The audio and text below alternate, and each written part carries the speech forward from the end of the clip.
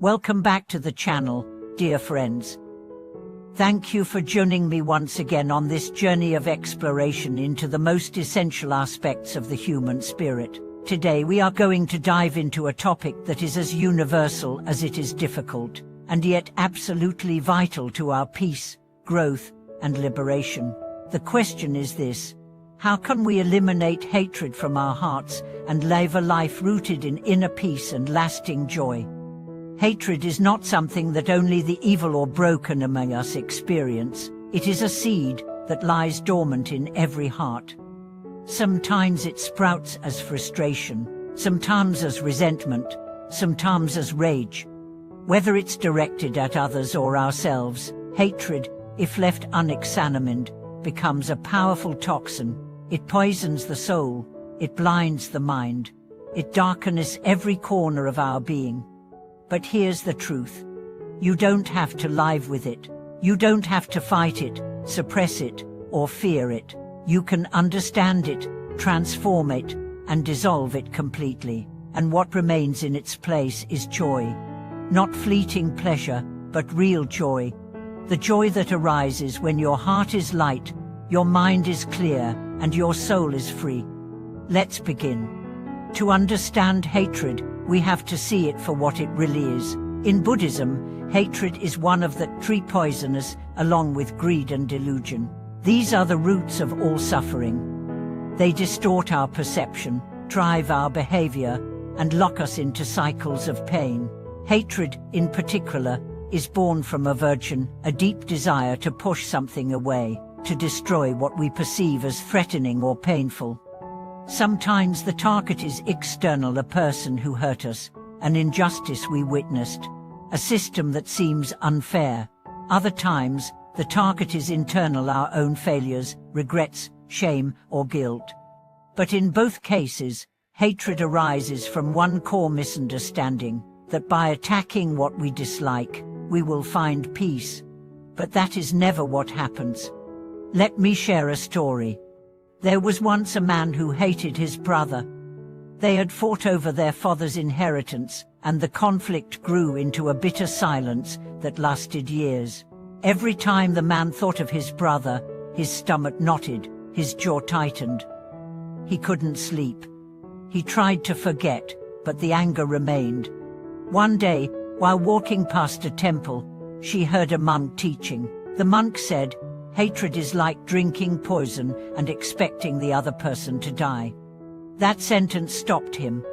He realized his brother wasn't suffering from his hatred, he was. The bitterness had consumed his peace, his joy, his sleep, even his health. So he did something unimaginable. He didn't contact his brother right away. He didn't force forgiveness. He simply sat every day, closed his eyes, and said, "May he be happy. May I be free." At first, it felt fake, but slowly, the words began to soften him.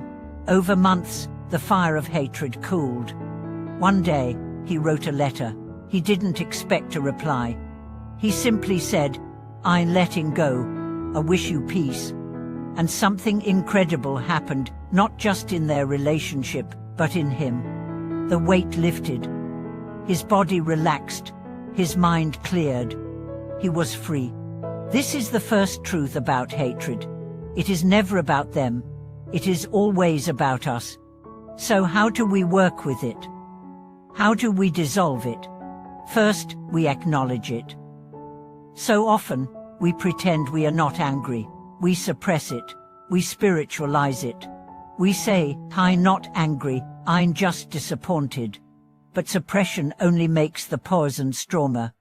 Instead, we bring it into the light of awareness.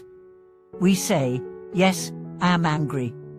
I feel hate, I feel rage," not with judgment, not with guilt, just with truth. Awareness is the beginning of healing. Second, we investigate. Where did this hatred come from? What is the wound beneath the rage? What pain am I trying to protect? Most hatred is a shield. Behind it is vulnerability, rejection, betrayal, fear. When we see the wound, we begin to soften.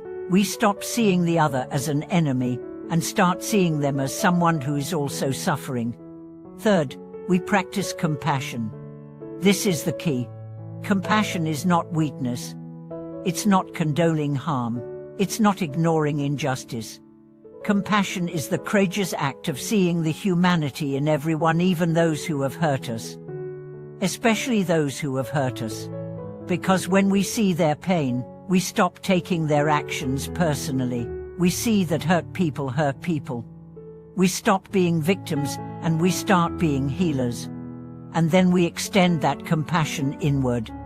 Hatred of self is the most subtle and destructive form. It hides beneath perfectionism, shame, guilt. It says, I am not enough, I am unworthy, I am broken. But it's not true. You are not your mistakes. You are not your past. You are not the voice that criticizes you. You are awareness. You are presence. You are light. So speak to yourself gently. Say, I forgive you. Say, you are learning. Say, you are loved. The more compassion you show to yourself, the less room hatred has to live. And then, we take action. Compassion without action is incomplete. So we reach out. We apologize. We listen. We repair. Not because they deserve it.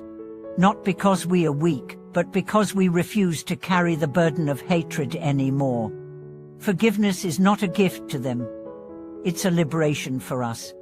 But what if they never apologize? What if they continue to harm? Then we forgive in silence.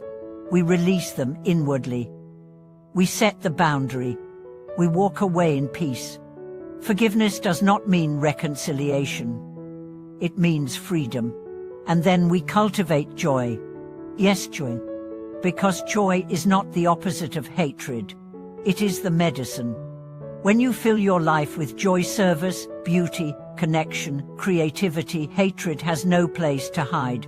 So dance, laugh, sing, paint, volunteer, love. Let joy flood the spaces where hatred once lived. Because here is the final truth. You were not born to hate. You were born to love. And love is not passive. It is fierce. It is brave. It is the force that heals the world. Let me leave you with a practice. Every night before you sleep, think of someone who has caused you pain. Don't justify their actions.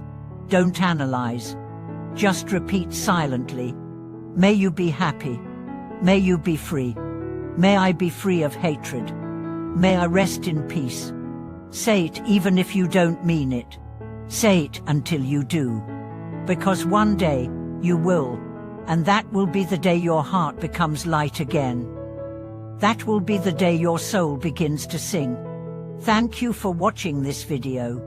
If you've struggled with anger or hatred, or if you've found ways to release it, please share your journey in the comments.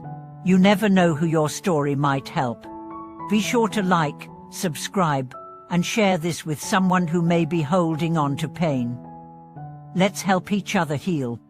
I'll see you in the next video.